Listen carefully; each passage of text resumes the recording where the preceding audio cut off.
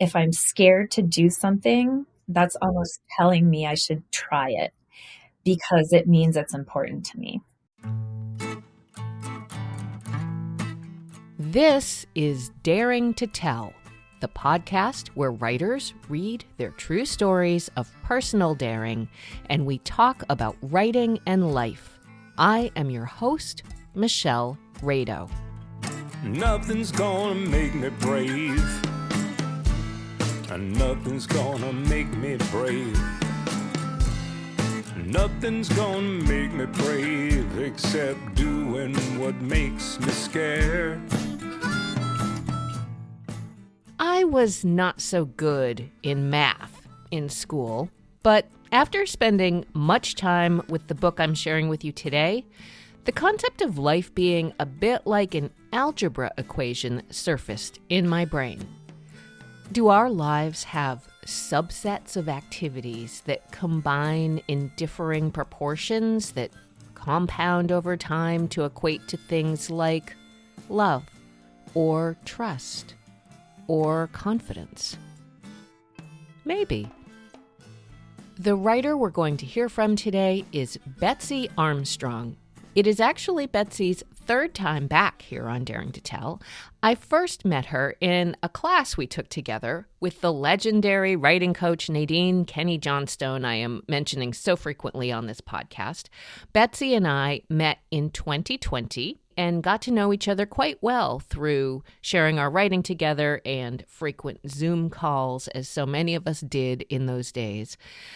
In 2020, Betsy was very deep into revision work on her memoir that didn't yet have a title. But she trusted me with reading one of the latest revisions she had been working on.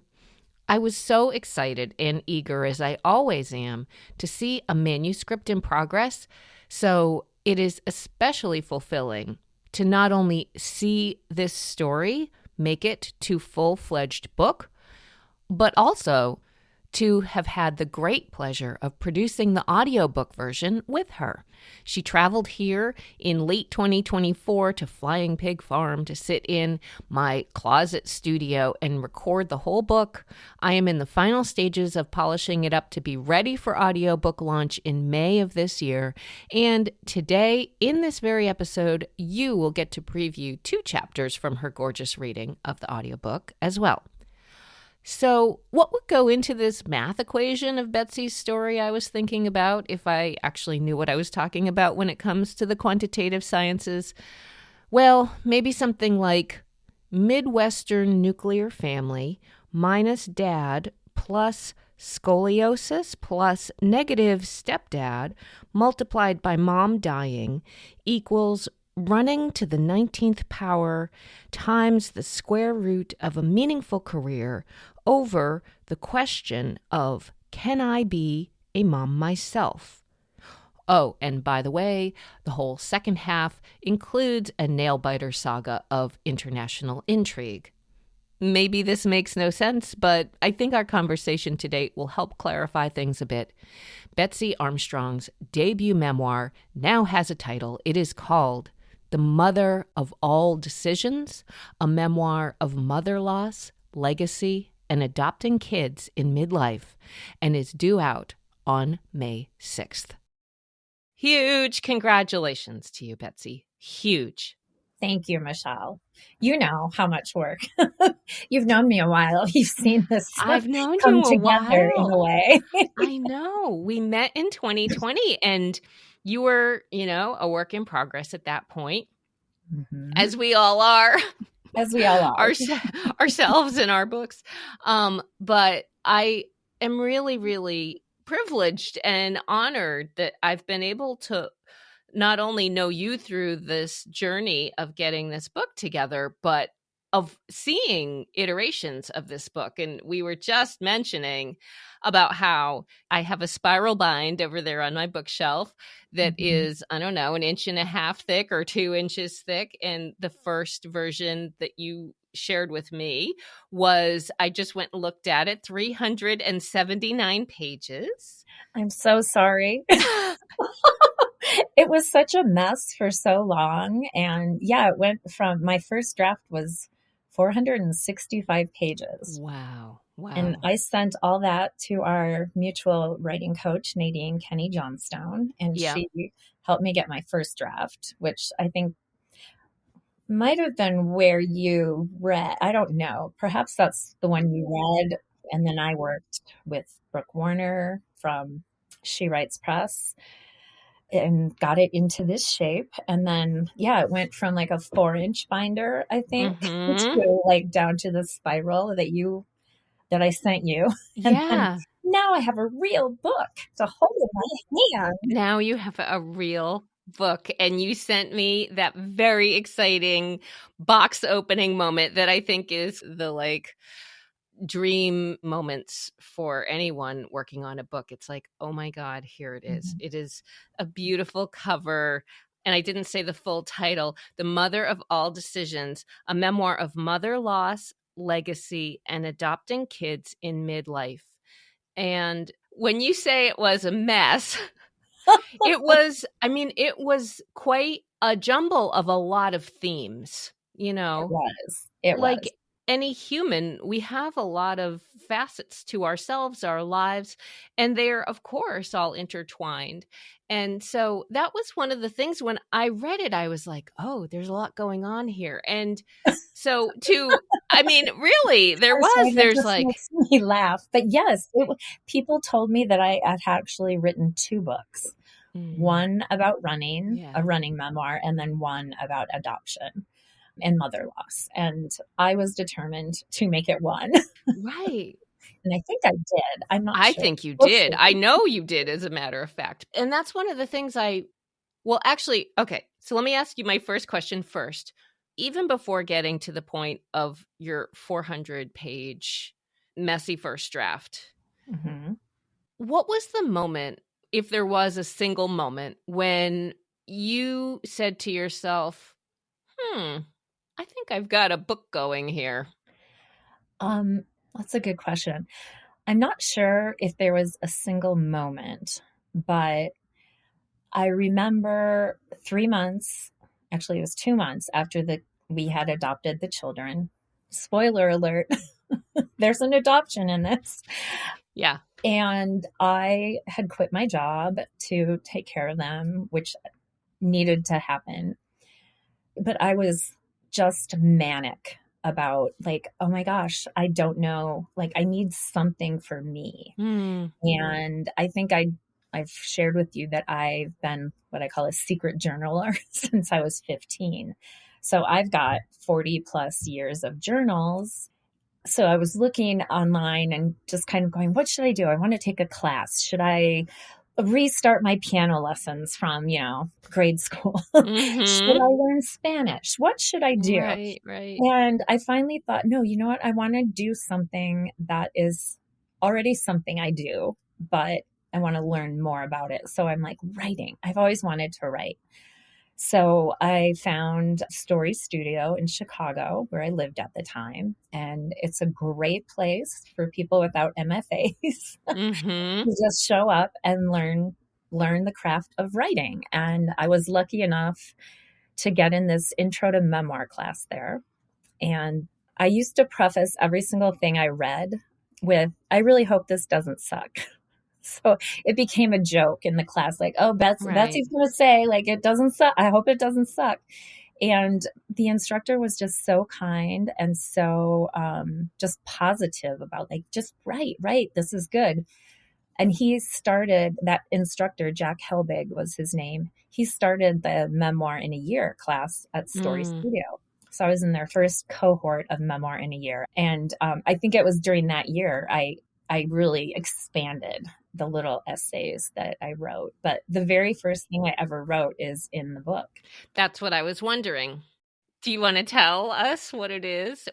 So yeah, the chapter that was the very first thing I wrote that is in the book was about one of the very first adoption matches that we were given. And it was very vivid and it just came right out of me, and it Yeah. has stayed pretty much the same. Wow. See, that's, Phil, my husband, who you know, Lovely man. it's a songwriter. He has said multiple times, like, when it comes really fast, Like sometimes those are the things that change the least. So I think that that's interesting, knowing your book quite well as I do now, Mhm. because you were also recorded the audiobook for it, which we will also talk about. You've not only read it, you've heard me read it like Yes. so many times in so many bad ways. I'm so glad Mm, you're going to make me sound amazing. beautiful ways. I can do many things, but I can't change what comes out of you and the emotion and the way that you tell your story, and you did it just beautifully. So it was an honor as well. So there was a moment that was one of the very first things you wrote that is in your book. And then what happened? Like, because you mention all the classes, and I know you are someone who passionately follows many interests in the directions that your mind goes, which is like, I want to learn about everything and I want to take classes about it. And so I think that that was part of the challenge, is that there are so many different facets to the story. So maybe that's the part, like, let's talk about all the threads. Somehow wove together. Yeah, like, how did they come out first? Mhm. Was it sequential? Was it like, "Oh, yeah, this other thing happened?" How did you get all the expository writing out? So I think I used to just go when I dropped the kids off at school, and I would take my laptop and go like to an Einstein's Bagel or a coffee place and sit and write. And the book came out of me in not a logical fashion whatsoever. It was sort of like, Right. oh, I feel like writing about this today, so I'm going to write about that. Yeah. So I might write about running my first marathon. I might write about losing my mom. I might write about meeting the children, just all these different pieces. And the real challenge, and what I think I learned along the way somehow with coaching, couldn't have learned it by myself, was how to integrate your backstory with the front story, if you will. Yeah. Because running and my mom's death were kind of a backstory, even though they were my life. Yeah, yeah. Um, and then the adoption story, there's a part one and a part two. So the part one is interwoven back and forth between past and present. And then there's a point where we meet children and it goes forward chronologically. But it Right. was not written chronologically in any Right, sense. right, right. So at the moment when I read it, I had all these ideas like, okay, maybe it needs to be this. And I love that you said that a lot of people had said it should be 2 books, because Mhm. not only your memoir, but other memoirs that I've read from people who have a complicated story. I mean, Mhm. Yeah. a multi-themed Complex. story. Yeah, exactly. I think it's a disheartening piece of feedback to get, that's like, no, I can't write 2 books. Like, I know. The first time someone said that to me, my mind just went, no, not doing that. I will not separate this out and try to make 2 books. right, It hit me really hard that it was important to me to have all of it, the mother loss, the running and athletic stuff, and then the adoption, right. and how they're all actually intertwined. Right, exactly. And as I've been listening to it, one of the many things, as you know, that I love about this work is the chance to hear your story sort of in slow motion Mhm. and repeated times, because it makes me think of, when you go to a museum and you see an art student there copying, Rembrandt or whomever. Mhm. I feel like when I get to listen to your story in slow motion, it's its own memoir writing lesson, because I go, oh, okay, this is how it happened. Here's where she weaves in this part. Here's what the backstory is. Like, it is one of those mysterious processes. Mhm. Yeah, as I'm listening to you, I wanna ask, like, Yeah. what exactly did you hear, Michelle? Because I'm not sure what I did. I was like, what did you do?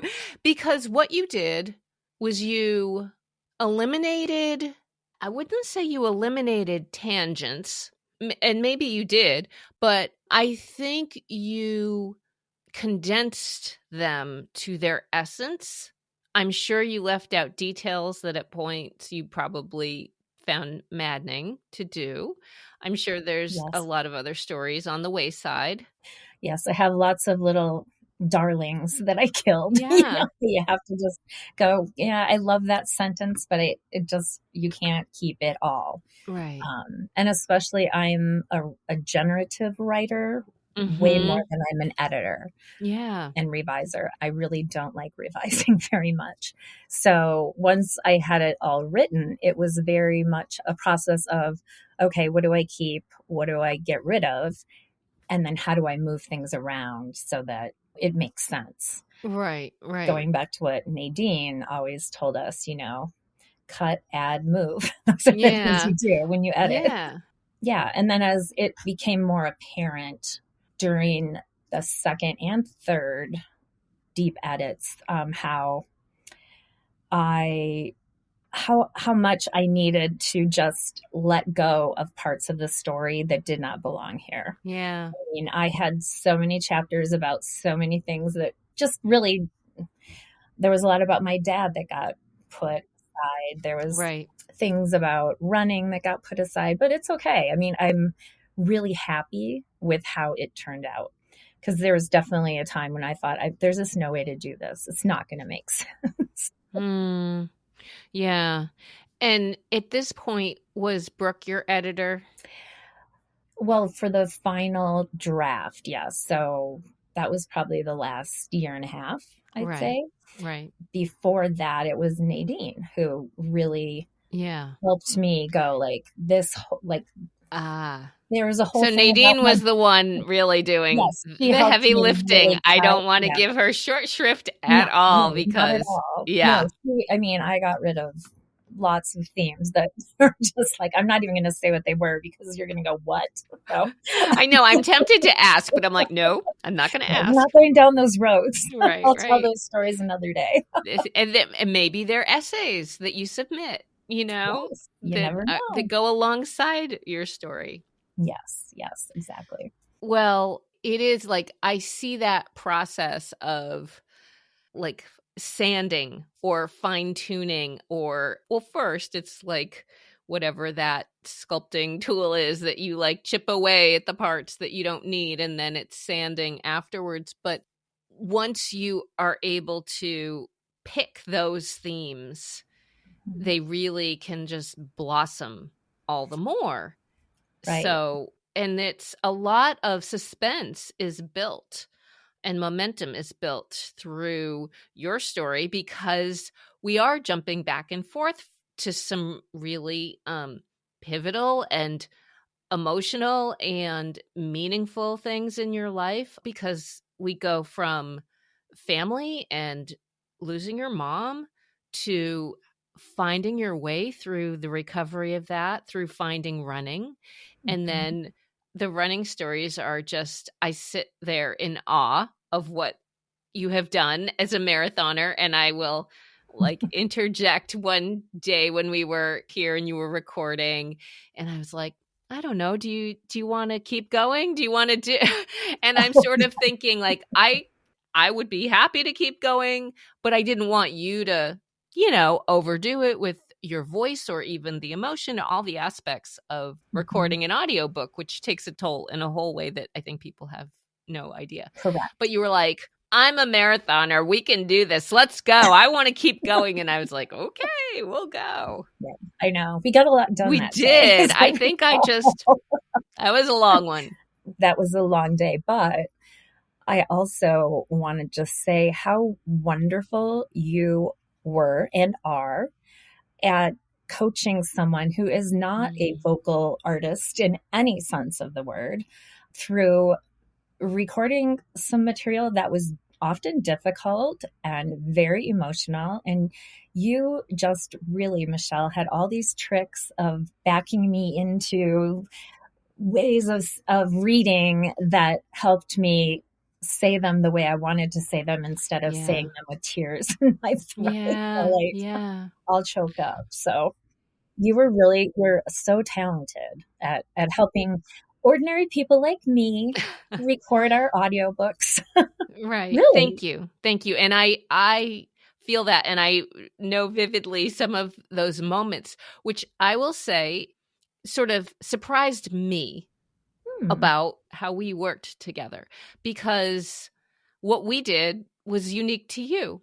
And Very. what I love was it was so fun, if that's the right word to use, to see what you needed in that moment and be able to say, let's try this. Because that little backing into a tough story, I was Hmm. like, oh, I have never thought of doing it that way before. But Really? oh, yeah, Oh no. my gosh, you were so sure of yourself. I really thought that you did this all the time. Like, I do a lot of things all the time, but that was a first for that one per se. So I learned a lot working with you too. And you're not a voiceover artist per se, but you are a Betsy Armstrong life artist, and yourself, and this is the drum I continually beat on, which is that no one can read your story as well as you can and say what you want to say. I mean, people can read your story beautifully, and I'm sure they could do a great job with reading it, but this is why I call it daring to tell. Like, only you can tell it, really. and yeah, that's true. So, maybe we want to hear a little bit of your work. My last episode with the amazing Sari Botten, she just had an audiobook come out. So I was really excited about that, wanted to promote that for her. And of course, knowing that we worked on this together, I thought, let's do that. We will listen to you as you were in the closet. Hmm. And we're going to actually hear 2 short-ish chapters. So I think we can listen to this, have a little chat, and then we'll listen to the next chapter. I'm not sure we need a setup. I think it's Yeah. kind of clear that Doug is your husband. You were working with a adoption agency called Bridge of Hope. Mhm. And I think that's that kind of. Yeah, I think that explains it well. Okay. This is chapter 9 from The Mother of All Decisions. The chapter is called The First Phone Call. It had been almost a month since our social worker, Sandra, had given Doug and I a passing grade on our home study. And with all the paperwork done, we were doing what we didn't yet know would comprise a lot of our time for the next year: waiting. I was at work, typing, sun at my back, when my ringtone blasted and the caller ID popped up. Bridge of Hope, our adoption agency. I answered as I pushed away from my desk, rolling across the old, uneven floor to my messenger bag for the notebook where I kept all my adoption-related notes. Patrice, our caseworker, sang out, "Betsy, I've got great news. We found you a match." My stomach jumped with anxiety. I was still struggling with doubts about my ability to be a mother and remained stunned that DCFS had approved Doug and me to adopt any children, much less the real ones I was to hear about in the next few seconds. "Go ahead, tell me about them, please," I said, pulling myself back over to the desk and fumbling to open my binder and take notes. "You are going to love these little blonde cuties," Patrice said. "Blonde. Cute," I scribbled, as if that really mattered. Patrice went on. "They are a brother and sister, 1.5 and 2.5 years old. Total darlings. Boy, girl," I wrote. As I began writing 1.5, I dropped my pen. "What?" I said, registering their ages. Before I could stop myself, I said, "Patrice, I don't want babies." "But everyone wants babies. I was so excited to present these toddlers to you, since everyone wants the youngest children they can get. These 2 are perfect." "I know," I said, my voice heavy with guilt. I bent over, resting the weight of my forehead on my desk. Inside, I heard the voices of everyone screaming, "She doesn't want a baby? What kind of monster rejects a baby?" Well, me. I was the abomination who did not want a baby. I didn't know how to reveal the dread, the sheer fear that gripped me when the word baby was mentioned. I'd been avoiding babies for all of my 47 years, and I didn't have an explanation for why the concept of being responsible for toddlers flipped the switch of the panic button in my brain. I wasn't a baby hater, just a baby not wanter. But I knew this antipathy made me unnatural, unholy, and horrendous. Shame draped itself over me like a cloak. "Can I just tell you about them?" Patrice's voice held hope. "Or email you the information and pictures? You can let me know after you look things over." My guilt forced me to say, "Sure, Patrice, send it." "It's on the way. Talk to you soon," she said. My email pinged. I opened it and clicked on the attachments. 2 pieces of paper and 1 picture. Before I examined anything, I called Doug, and when he didn't pick up, left a message summarizing Patrice's call. Then I forwarded the email. Each page Patrice had sent was jammed with statistics. Birth weight and head circumference described in centimeters, which I converted to inches using Google. It didn't matter. I had no idea what was normal. The paper listed current info about health and a paragraph describing each child's disposition. The words, translated from Russian, had the awkward phrasing provided by direct decoding. One child had an elegant appetite. What could that possibly mean? With literal translations piled upon medical jargon, this information was not only overwhelming, it seemed like a horoscope. I understood how a prospective parent, desperate for a child, could read whatever they wanted into these descriptions. Again, I felt different, freakish, for not yearning for motherhood. I picked my phone up and dialed the pediatrician we'd been referred to. With 5 Chinese adopted daughters, he was an expert in international adoption. The agency had connected us for just this situation. We briefly discussed the toddler's medical history, and he seized on the fact of their head circumferences. When they were born, their heads were so small that neither of them were even on the charts, the doctor told me. "What does that tell you?" I asked. "It can indicate a lack of brain development, or it might not," he said. "They are both still very small for their ages." "So what would that mean for the adoptive parents?" I asked. "It means that you won't know how smart they are until they go to kindergarten," he said, not unkindly. "There aren't tests for that?" "Nothing that spells it out clearly. It's why we look at the numbers we're looking at. The best predictors are where they started and how far they've come. To be honest, this information is not encouraging." "I'm worried." I wasn't sure I should tell him this, but I pressed on. "I'm scared that if we say no to these 2, they won't give us another referral. In your experience, does that happen?" "Oh, no. I understand how you might think that, but trust me, it doesn't work that way. There are too many children out there who need parents, an endless supply, unfortunately. The agency's job is to match you with the right children because they want you and the kids to succeed. Mismatching is a disaster waiting to happen." His final words stayed with me. "Don't give up until you find the children who are meant to be with you." Uncertain such children existed, I simply said, "Thank you." That evening, I relayed my conversation with both Patrice and the doctor to Doug, and we looked at the information and the picture together. We both agreed these little ones were cute, but the doc's comments on brain development stuck in my head. The younger the kids, the less we know about their potential, even though they'd be with us from the beginning, I said. It's like on one hand, we'd be able to shape them from a younger age, but we don't have a good idea of who or what we're working with. If we try for older kids, we'll know more about their capabilities, Doug said. But the older they are, the more time they've had with the families who couldn't take care of them, or the longer they've been in the orphanage. It was a real conundrum. How young was too young? How old was too old? What exactly were we trying to measure? No formula existed. I told Doug I've known from the get-go that babies or toddlers aren't my thing. And yes, that makes me a terrible person. Doug shook his head. But given what the doctor said, I'd rather tell Patrice we are passing these 2 kids up and wait to see who else they refer us to. Is that okay?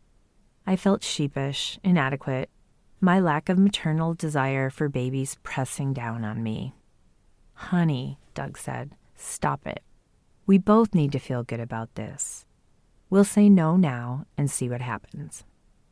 I nodded, absolved, but questioned myself. Why am I so relieved to say no? Beautiful. There we have it. There we have it. I loved this chapter because it gives us an insight into that big A anxiety that plays such a role through this whole journey for you, because getting to this moment, there's a lot that got you even this far. Yeah. I mean, I remember sitting at my desk at my job at the nonprofit that I worked at and just feeling so much shame about not wanting a baby. Yeah. Like that is something that it still has never left me, quite to be frank. I mean, I still feel like when I'm around kids, little kids, I just don't know what to do with them. I'm like, yikes, you can't talk to me, so I don't know how to communicate. So, yeah. Yeah. And that is a really, really brave thing to admit. So in our world, we're supposed to all want to be mothers from the moment we're born. Yes. We're supposed to love babies innately.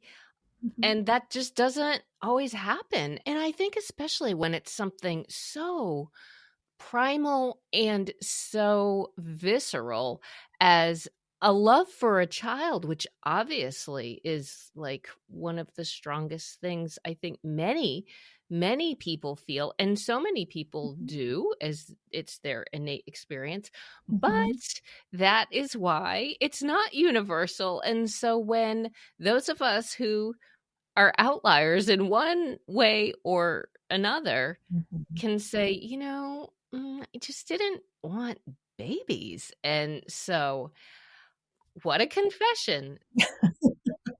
Yes. Yeah. Yeah. I actually remember writing this chapter and I went on a retreat with Nadine actually. And so I don't know what the prompt was. I think it was one of those look at things from a big level and zoom in to your experience. But what I wrote, that line about I'm not a baby hater, I'm just a baby not wanter. Right. Came out and the whole workshop just cracked up. I loved that line. It's like, I'm not a baby hater. I don't hate babies. I just don't know what to do with them and I don't want one. I know. Please don't give me one, please. I know. And I like also even like you were, you get the call from Patrice and there you write down all the stuff she's telling you and it's like, wait, a year and a half? No. And this is another thing that I love about your story and that I relate to very much is I think being a person who is driven by gut instincts. Yes. It's both immediately a thing, yet there's all the second guessing that goes into that because it's like, oh, you question your own feeling about it or your own instinct about it. But those little moments, like at the very end, why am I so relieved? It's like, yeah, I know. What do I know about myself that I'm not allowing myself to feel or think? This whole adoption process, honestly, was such a weighing of my gut with the facts or the things that were being presented to us or done. It was such is this right? Is it not right? Do I feel this? Is this it? And so, yeah, I mean, it was agonizing as a human to go through this back and forth. And I'm quite certain that just about anybody who goes through the adoption process has the same kind of ups and downs and, the wild swings of, oh, this is a match. These might be your kids. Like that is a crazy thing to think you hear about on the phone. Yeah. Like, and that you get sent a little attachment, a page and a picture, and you make your decision based on those three things: a phone call, a page, and a picture. And it's like, I know. and I just kept waiting because I had read a lot of adoption memoirs as research. And a lot of the other memoirs, they have this much more immediate connection Mm, to the child. And it's also, I think there's much more yearning for children yeah. because, as one of my episodes that we recorded a long time ago, Third Best, I always said, people kind of assume that I went through infertility and tried really hard to have a baby. I did not do any of that. Right. And then, was pining for a small child. And no, that wasn't me. And so it was very much a winnowing of what is it that I feel connected to and how will I know? Yeah. But Yeah. as we find out, if you read the book If you read the book or listen to it. or listen to it. Yeah. I love that there is this constant, when will I know? Like, am I gonna? Because as a knower, as someone who does have an instinct about something, you're like, Mhm. I'm waiting for that feeling. And when you keep waiting and waiting, it's just elusive. Mhm. Yeah. I think one interesting thing about life is Mhm. that often a lot of water goes under the bridge before we get a moment of knowing. So true. Yes. And I think the question is, I don't know if you have an answer. No one, I feel like there's not usually answers to these questions. But the question is, what do you do in the meantime? Like, what does one do when we're waiting for that feeling? Because we're very impatient, aren't Yes. we? Oh We my want to goodness. know. We want to Yes. know right now. We wanted to know. I wanted to know, are these going to be my kids? Is this going to work? Am I going to like being a mom? Yeah, like, please tell me. Please tell I me. picture a magic 8 ball. Magic 8 ball, tell me. Can you imagine? Believe me. I think that could have been just as much help and information as, Right, right, I right. was getting from all around me.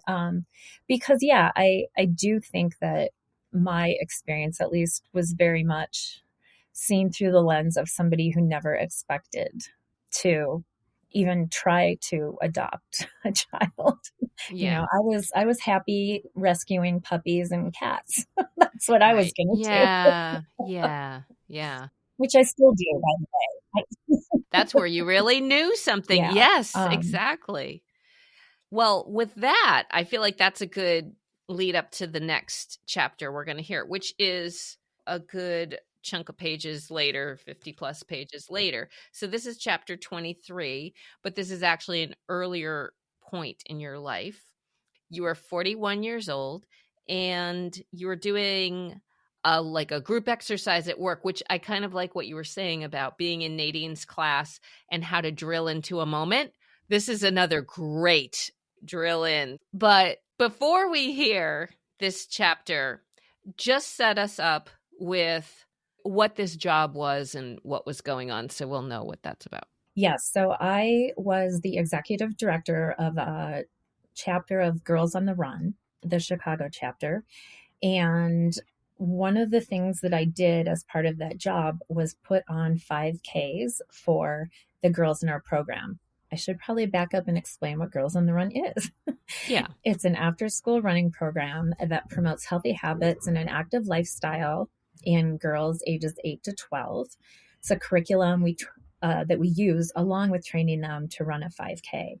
And so before this chapter in the book, I had run the Boston Marathon wearing a tiara because I had sort of created this alter ego for myself and named her Wonder Girl. And running the Boston Marathon in a tiara really, like, I couldn't believe my arm actually hurt from high-fiving people. People were yelling at me, calling me princess, and I was wearing a Girls on the Run shirt. So there was a lot of girl power stuff going on in me and around me, and at my job. And so after I ran the Boston Marathon in the Tierra, we created a 5K race that was called the Wonder Girl 5K. And it was something that I really considered sort of a capstone achievement of mine at Girls on the Run. Because of that, I formed a team to raise money for the during the Chicago Marathon and called it Team Tierra. And the National Office of Girls on the Run then asked me to bring this fundraising platform to all the chapters across the U.S. So I was sort of in between working at the Chicago office and working for the national office when we enter this chapter. Wow, that was a long explanation. No, that's good. It'll make much more sense now with that. So yes. Okay. Here we go with Chapter 23, Dead Line. After the Wonder Girl 5K success, the National Office of Girls on the Run, aka National, tapped me to work for them on an offshoot of Wonder Girl, Team Tierra. Once I'd seen the inspiration that running in a tiara had brought about, I'd formed an adult team of runners who agreed to do the Chicago Marathon in a tiara and fundraise for Girls on the Run Chicago. Our team raised a significant amount of money, which resulted in National asking me to bring this fundraising platform to every chapter of Girls on the Run across the United States. Even better, they wanted to found a national race series so that every time there was a Girls on the Run 5K race, it would be called the Wonder Girl 5K. Another piece of legacy clicked into place, and I was proud. As part of this job, I went to a meeting at the national office where directors of chapters across the country gathered to talk about best practices. On this morning, the founder had gathered us together to contemplate the question, what's next? She meant for the organization, but it was implied that this work we cherished was integral to our individual beings, our way in the world. There was a time when I would have rolled my eyes at these words, like when Mom provided 9-year-old me with my very own copy of The Power of Positive Thinking. But now, I'd risen to the rank of believer. I was into it. Every meeting always opened with a visualization, and this was no different. Think back to where you were 10 years ago. I thought, I was just 31 years old, finally living in the city, still reeling a year after Dad had joined Mom in the afterlife, saying goodbye to the corporate world in order to go to grad school. I hadn't even met Doug yet. Think about who you were then. Idealistic, alone, excited to be following my dream of grad school and hoping to change the world. The exercise continued. We recalled moments when we'd first heard about the founder and her ideas, the ways we'd connected, the zest that propelled us to this place, this moment. Gratitude cascaded over me as the memories streamed through my mind. Let's shift our minds from the past and the present. Project yourself 10 years into the future. What do you see? I did the addition and thought, 51. And then my mind became white fuzz and a gauze curtain dropped over the place where the future should have been. Breathe, I told myself. Concentrate. I couldn't. Get a hold of yourself, I scolded. Try counting up year by year. See if you can sneak up on your future self. 41, now. I love my life. I love Doug. I love our house. I adore our pets. This job is perfect for me. 42, next year. Hopefully, I'll have completed the ultramarathon I'm signed up for and be in the best shape of my life. The rest will stay the same. 43. It will be 2007 and 20 years since Mom died. A lump began forming in my throat. 44. 20 years since I did my first marathon in her honor. I wonder if I can get 20 marathons under my belt, one for each year. Hot tears appeared behind my closed eyes. 45. Whoa, I'll be 45. Is it crazy that children never appear in my life? Maybe. Probably. I just don't see Doug and I with a kid. I wonder if I'll be lonely. I almost chuckled thinking how ridiculous we would be as parents. 46. I'll be as old as Mom was when she died. She was so young. What if I only have 5 years to live? The lump returned. The tears reappeared. I attempted to flash forward 10 years to when I'd be 51, but nothing was there. I couldn't see it. I felt the beginnings of a sob working its way up. I was going to cry. No, don't, I told myself. 51. Nothing. Don't cry. My eyes flew open, assaulted by the glare of sunlight reflecting on the conference room table. I blinked. Plop, plop. 2 tears fell on the smooth surface. The sun shone on them, turning them into crystal prisms. The founder wrapped up the visualization. All right, everyone. Deep breath in, exhale, and open your eyes. Let's share how our visualizations unfolded. Who wants to go first? I didn't go first, or second, or any of the places until I was last. My throat clamped shut so tightly, I knew speaking would release the dam built up inside of me. I couldn't avoid it as the others trained their eyes on me. I couldn't see it, I finally choked out. My future stops at 46. There is no 51. Puzzled faces peered back at me. My mom was 46 when she died. What hadn't been obvious suddenly crystallized for me. I think I'm going to die when I'm 46, just like my mom. I leaned over and rested my forehead on my crossed arms and gave in to the emotions. The group gave me hugs, patted my shoulders, and rubbed my back. The motions of concern rained down on me until I pulled myself together. I wasn't crying for myself, but for the sadness of a life cut short. My mom's life.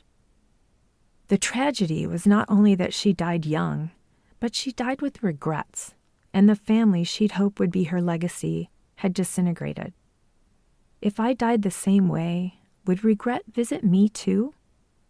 There's a saying about how some things once seen cannot be unseen. For me, it was the opposite.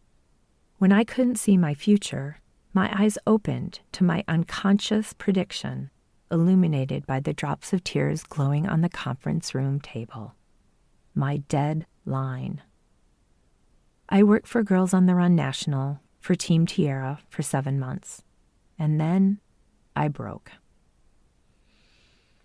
Whoa. Whoa, the suspense. I know. And I just have to say, this is not a metaphorical I broke. You really broke. I broke. So that is a little teaser Mhm. because, as I said, it is a very propulsive story.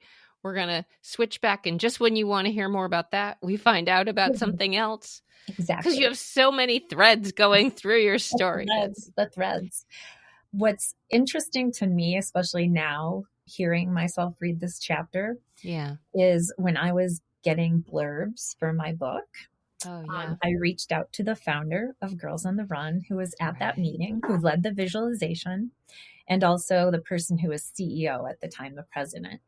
And they both wrote me blurbs, but they both in their notes back to me said, I remember that day vividly. Like they remembered me breaking down and having this moment in front of these colleagues, friends. They were really, people I really cared about. Yeah. But it was really like, oh my goodness, I cannot see my future. And how scary that was. And like how, when I was 23 and my mom was 46 and she died, it was it was real. But then when I was 41, thinking about turning 46, it seemed so much more immediate and urgent and like how young she was. Right. Yeah. You just feel how that moment became this epiphany for you. Like we don't know things until we know them. That's the other thing that is like one of those very obvious statements. But, Mm-hmm. to feel like, oh my God, I'm going to be the same age my mom was when she died. And I don't know anything. I mean, Yeah. like, what does that mean? Mhm. I thought it was so ingenious of you in that meeting when you were like, nothing's there. Let me see. Let me see if I can work up to it. I'm going to sneak up on it. 41, 42. And yeah, like you remember doing exactly that. Your memory is incredible, by the way. I will just say that as well. The journaling helps. I went back Right. through my journals. I mean, there were things that I found in my journals. I thought, oh my goodness. And, That's helpful. That's it great. was so helpful Yeah. for the backstory, especially Yeah. Yeah. because, you're 20 or whatever. You're not really Oh, thinking about yeah. life and death. You're thinking about where Right. am I going out Friday and Yeah. Yeah. is And this guy going to call kind of stuff. but it does help you live in that moment again and put yourself back in that mind space, which I think you do so, so well and so beautifully. So, yeah, like, I don't know, any thoughts about being back in that meeting and that real vivid working up to, and when tears build, it sort of clues us in about something about ourselves that if we didn't notice it before or realize it, it's like, oh, I'm crying now. Something must be going on. Yeah. And I was somebody who would not let myself cry in front of Mm. people. Oh, wow. I was shamed for that by my dear Yeah. stepfather, who people Mhm. will meet in the book. Yeah. And so to actually shed a tear in front of people was Right. incredibly emotional and vulnerable for me. And I just remember trying so hard not to cry, but I couldn't. Yeah. And what a great realization in a way. Like, Yeah.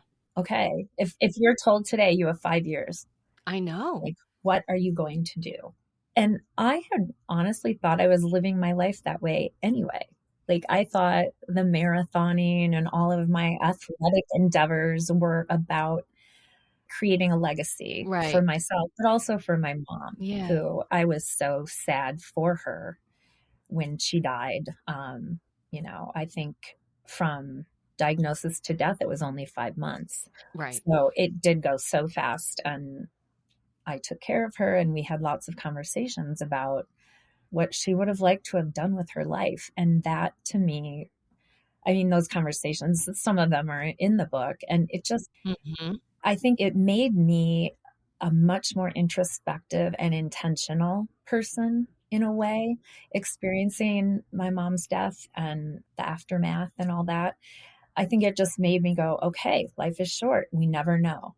And it's so trite and cliche to say those things, Mhm.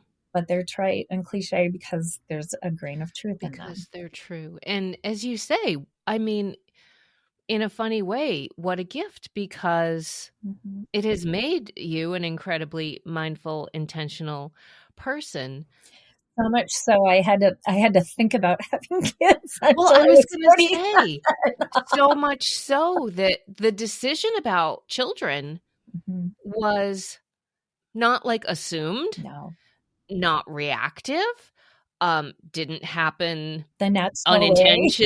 unintentionally, right, unintentionally, Mhm. and not having a mom there, I think subliminally somehow probably was like, "Nope, A can't handle that." Yeah, Right? Is that kinda yeah. absolutely. I realize as I got older how much that affected me and how I was so worried, apparently deep in my subconscious, that I Yeah, was going to die and leave children right, in a similar situation, only they'd be younger, which would be even worse. right, And so, yeah, it felt to me like I was doing the right thing for the kids I wasn't going to have, if that right, makes right. sense. Exactly. And one of the themes in the book, I think, you can tell me if I'm right, is just how I went from really having a broken family that fell apart after my mom's death,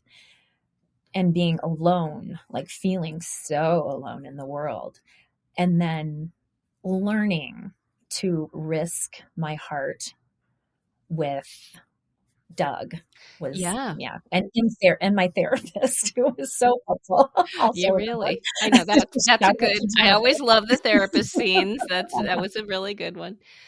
But say that again though, because the theme was you coming to, Trying to find ways to actually have real connections, like love, romantic love with Doug, but also his family, like right, showed me a different way of being in a family and relating to each other, and how I learned right. a more healthy way to do that from his family. And then, as I approached the age of 46, 47, it made me think, maybe I am capable of loving a child. Oh my God, I can barely even say it even now. It's big. It's really big. But Mhm. yeah, I mean, that definitely is true. And I think that to go through the experience of the full book is to understand the catharsis of that with you and getting to what essentially was a new starting line, really. With, Exactly. spoiler alert, you do adopt children. That's, we all Yes. go into this knowing that that much happens. But I think the way that you said it just now makes me think, like, in a funny way, you did live out what your mom wanted for you when you were kind of dead set against it Yes. in her dying moments, and Mhm. obviously for quite some time afterward. Yeah. It's like, this is not what is going to happen to me. But how beautiful that it can, but in your own way, on your own time, on your own terms. Yeah. That is what is just so powerful and really hard one story, Betsy. I mean, because to craft that in the way that you have is really a beautiful, beautiful read and listen. Thank you. Wow. Who knew? Yeah, I know. You study well. You're serious when you take your classes. You're going to pay attention. You're going to become the A student.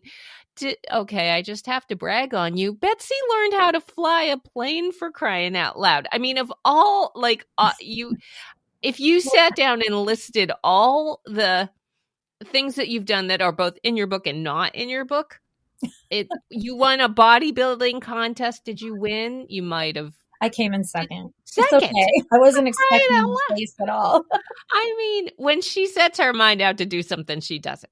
Yeah. So That essay that we wrote in a class together, yeah, about the bodybuilding thing yeah, yeah. was in the first Oh, I bet. iteration of Yeah, the version Nadine read, the mess yeah, of yeah. 460 some pages.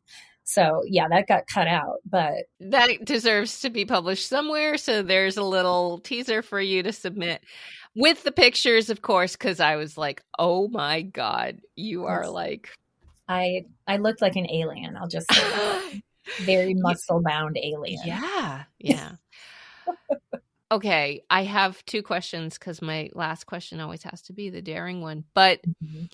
as I was listening to this and as I continue to think about it and continue to listen through doing your audiobook work, I was thinking about the theme of regret Mm. because it's a big one and it's one that came up with your mom. And I think it was a lot of what fueled so much. You're obviously a very curious, intelligent human. So you like to check things out and learn. But I think the fuel of it is about regrets. So here's I don't know if it's glass half full, half empty question, Mhm. but what is the bigger regret, for something that we did or for something that we didn't do? Oof, big question. Well, I believe that we will regret things we didn't do. I think that as long as you try, you're not going to regret it. And that's part of why I did all the things that I did. I mean, I I learned to fly a plane before my mom died. So I always had a little bit of adventurous streak in me, but I also was very like docile in a way Mm-hmm. and trying to be a good girl and a good student and good at everything and Yeah. but listening to my mom list the things that she would have liked to have done really like hit me so hard. And I mean, it was the next summer I went for a run and I came back going, I'm going to run the marathon. Yeah. And I didn't know many 24-year-olds who ran marathons. I don't know. I have no idea. But yeah, it was always this question of if I'm scared to do something, that's almost Mm. telling me I should try it Yeah. because it means it's important to me. Yeah, and whether it was writing a book actually was is one of the things that I have always wanted to do. So I Oh, think in a way when I was looking for classes, as I was talking about right after adopting the kids, I was like, what should I do? Oh my gosh. And I think maybe in the back of my mind I'm like, well that's something I want to do. So let's see if I yeah. can do that. And yeah, so I'll tell one. Can I tell one little story Yeah. about? So back when I was 31 and I hadn't yet met Doug, but I was in a cycle of meeting romantic interests and dating them for like 3 months. And as soon as there was like some love or whatever, I'd be like, I'm out of here. Bye bye. You're Yeah. like too short, or you drink too much, or you don't drink enough, or I'd make up some stupid Right. excuse to break up with them. Yet, like if I was interested in somebody, like I sent a guy flowers at work once to go out on a date with him. Like because Wow. I was like he seemed interesting and I'm Hmm. like what's the worst thing that can happen? I'll send somebody flowers and they'll go, "Wow, what a weirdo. I'm never talking to her again." Right. But and so my friends at the time who were all sort of in that same like, "Oh, we're trying to find a life partner, how can we?" And they'd be like, "Oh, you're so brave. You'll just talk to anyone. You'll, ask a guy out. You'll go run a marathon. I don't know. I made myself brave because I was worried that I would regret not doing it." So Mm. that's, Love that. So good. So what was the bravest part of writing this book? Like what was the hardest thing? hmm. I almost think the hardest thing might still be ahead of me because when it comes out in the world, and this is something that memoir writers worry about all the time, it's like, who's going to read this and what are they going to think? And I think maybe the bravest part of this was writing about my family growing up and the way that my mom and stepdad interacted and how that just wasn't healthy and was really scary for my younger self. And I have gone back to friends that I've known, like that knew me then, and asked them, like, what did you think of my family or when you came over, what happened in my house? And I was really curious if any of them had witnessed my stepdad kind of ranting as he used to do. And one of them told me, she goes, I don't really remember that so much, but I just remember your house wasn't a fun place to be, Mm. which of course is kind of heartbreaking to think back like, oh Right. wow. Right. But Yeah. it's true, it wasn't. And so I feel like I really have dared to tell the ugly parts. But they also made me who I am. And I like who I am. Yeah. I'm not a I like who terrible. you are too. Thank you, Michelle. I like you too. But yeah, I'm feeling like I've come out on the other side of something. I'm Yeah. not sure what, and this book is Hmm. part of it. But yeah, I think when those words are released into the world, and if people from my high school read them, or Mm. Yeah. stuff like that, it's going to be weird. and we'll see what happens. It'll be Heartbreak Hill of the marathon Oh, or isn't that? something. Oh, what a great metaphor. Yes, it will be. It might not be. I mean, if Who you go up, knows? you have to come down. So Yeah. I'll just go Just keep downhill all the way going. home. Betsy keeps going. Yes. I love talking with you about this book. I could talk with you about, I have a conversation like this about every single chapter. So if you, I love talking with you too. And you are just, I want to shout out about Michelle. She won't say Oh, this, but she got nominated, or one of her audiobooks, A Hard that's right. Silence by Melanie Brooks, is nominated for an award, right? Or did it win? Yes. It's a finalist. It's a finalist for the audiobook is a finalist for, and I don't remember the name of it, but when I saw that, I was like, holy crap, that's What? very exciting. Thank you, Betsy. Michelle knows what she's doing, authors. So just want to say, like, if you're not a voiceover professional, you can do an audiobook as long as Michelle Rado is. That's right. Thank you. Thank you for that shout out. I will confess I love it. I love it. And it was just the best. I loved having you here. Loved having you in that closet. I want you to read that. I mean, I want you to write that story. You have a title. I'm not going to reveal. You got to write it. I'm going to Send it write out. it. I have an Yeah. assignment from my current writing coach, Charlotte. Oh, good. Yes, Charlotte Maya. Yes, Another dear best friend of buddy. ours. Yes. All right. So, all right. Well, I feel it. Okay. I don't know what else to say, but I will just say thank you, Betsy. It has been a pleasure to have you on. Congratulations on this book, which comes out on May 20th. May 6th, actually. May 6th. They changed the pub date for I don't know why, but it got put to May 6th, so it's okay. May 6th. But yes, thank you for having me, Michelle. It's always so much fun to chat with you and be on your podcast. So thanks for having me. Oh, this book is so good. And Betsy's words at the very end here about how brave it is to tell the ugly parts, but that they make us who we are. There is so much to unpack inside of that paradox. Why? Why is telling those ugly parts a necessary part in the equation for some people? Why does the hardest and ugliest thing have to be the thing that makes us most ourselves, or that brings out some part of ourselves that wouldn't be maybe accessible otherwise? I don't know. I have so many questions about that, and it is such a through line through many of my episodes, so I'm sure that one will show up again in a future episode or essay.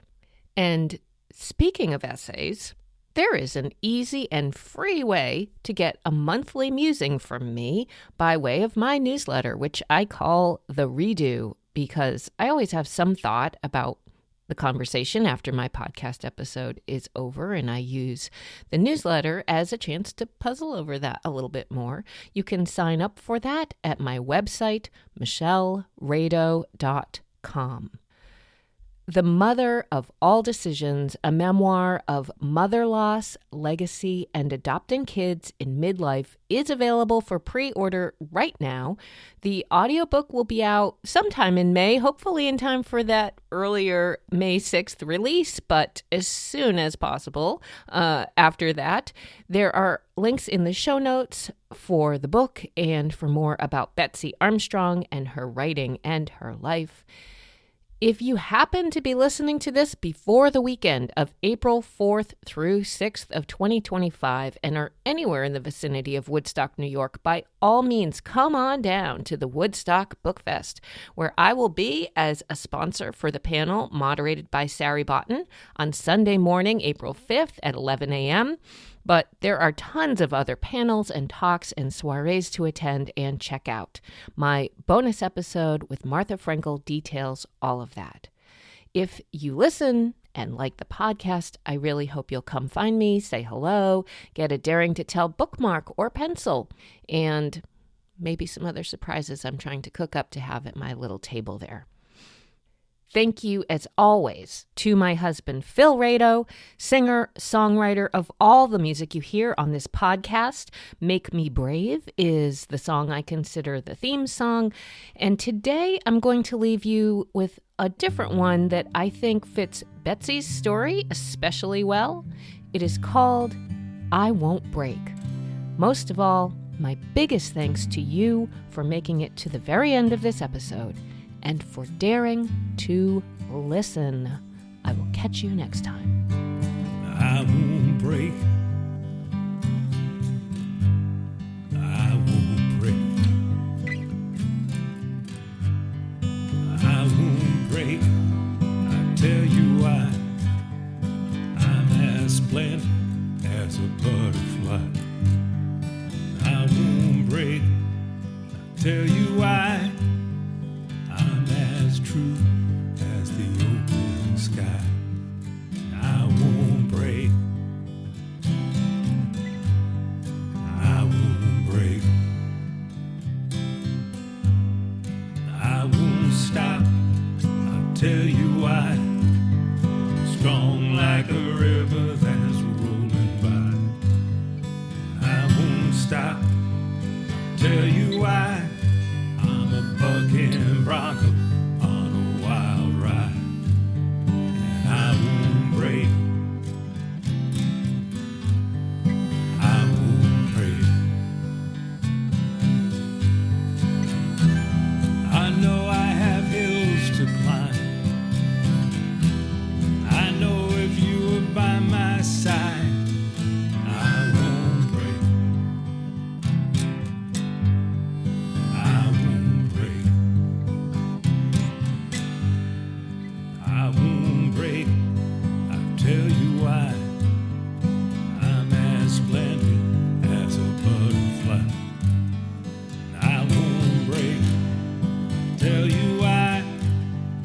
I'm as true as the open sky. I won't break.